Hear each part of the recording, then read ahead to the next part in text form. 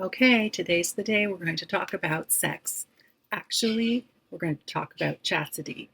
We have to think about it in terms of the overall point of the Dharma, which is to become free of samsara, free of ignorance, free of desire, and free of anger.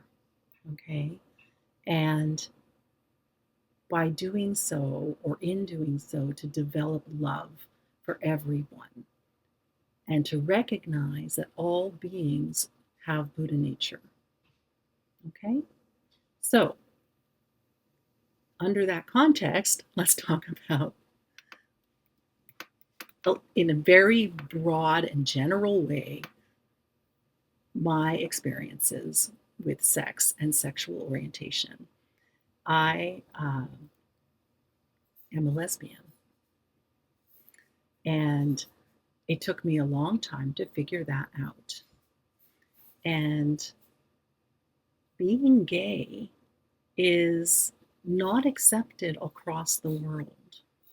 And in the process of realizing one's sexual orientation, young people come across, and I did as well, a lot of negativity, a lot of rejection and hurt, often by the people who we depend on for support and life.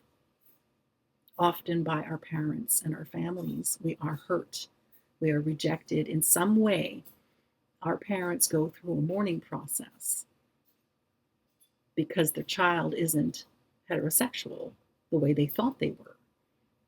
And they mourn this heterosexual fantasy of, the normal way that families develop, that, their daughters are going to grow up and get married and have children, and that their sons are going to grow up and have wives and, you know, I don't know, the whole heterosexual fantasy. And so, because parents are going through this mourning process, the children who are immature by their very nature are feeling this negative emotion. And that's best case scenario. Okay. And it is usually, for most gay people in the world, much, much more difficult, much worse than that. All right. And that was the bare minimum that I went through. And I'm so lucky. And I was still rejected at certain level, certainly by my father. And I was not believed. I was thought to be exaggerating or immature or whatever. And sex itself freaked me out so much, and my sexual orientation freaked me out so much, because I also bought into the heteronormative lie of how life is supposed to progress. And I always wanted children. I was like, I am a girl, I will be a woman, I will be a mother, right? And I couldn't think at that time, artificial insemination was a new technology that was very rare and completely out of reach for most people. It was very expensive and unreliable, and only for people who were infertile couples, heterosexual couples. It really wasn't for lesbians to have families. I mean, what I did is I did my very best to find someone to procreate with right away. I was like, I'm going to be a mother. This is my mission. And I became a mother too young. And I wasn't really myself. And I did a disservice to my then husband because I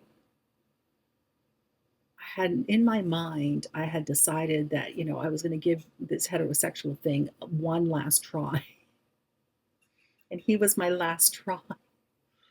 And that's a difficult position to put him in, right? And so he had his moments of pain because of that as well.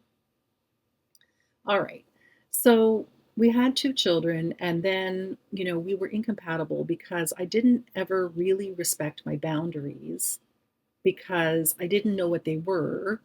If I wasn't to be a lesbian, I didn't even know where to begin. I suddenly became selfless and boundaryless and just like a amorphous blob of vague sexuality. Like I didn't know what I was doing and I didn't respect myself. All right. And so a person in that state can't make a partnership. All right. So chastity for me, it's first about self knowledge and respecting one's own boundaries sexually because you need to know who you are and you need to know what your limits are and what feels good to you, what feels right. And if you can't respect those boundaries, then what you're doing is the opposite. You're doing what feels bad to you. And that implicates the other person too. Okay. So after we had two children together and it became clear we were incompatible, we broke up and we divorced. And that was agonizing and terrible. And then I went to therapy and I figured it out that I had to come out again and that it wasn't going to harm my children to have a lesbian mother. I did the research. And then I met my partner. And I met her when I was in a good place where I was respecting my boundaries, that I had boundaries. And together, we were able to build a strong partnership. I love her and I absolutely committed to her in every way. All right. So, under those circumstances, sex is okay. It's just fine. Um, Part of boundary respecting is consent. Okay. Even in a partnership, consent is important for when and where and how sex will occur, you know, and it changes from day to day. So consent is always an issue, even when you're in a partnership.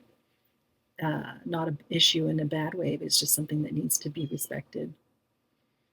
And and then respect the power of procreation. You know, heterosexual couples might take it for granted. Lesbian couples do not take it for granted, or lesbian thruples. I mean, sometimes there's more than one partner, which is very complicated, but hats off to them. I couldn't do it. One is enough for me. Um, so we had our second batch of children, and by then, 20 years later, right, there was technology um, that didn't exist when I was an adolescent. And we were able to conceive um, two children, one through artificial insemination and one through in vitro fertilization. And both of these children are absolute miracles. They wouldn't be here by accident, they were more than planned. Being able to have a child is not a guarantee for anyone. And so we were very lucky to be able to afford to do that and have our second batch of kids. You know, so we did that. We have four children together. Isn't that amazing? All in the context of a very stable relationship. It's important. It's important to, you know, regulate one's sexual behavior. It's important to pay attention to what we're doing and not be a victim of our hormones because that's what it is. I mean, it's our animal hormones that are just like, have sex now. Why? Because you're ovulating. That's not a good reason. All right, that's it from me. I love you lots and respect yourself.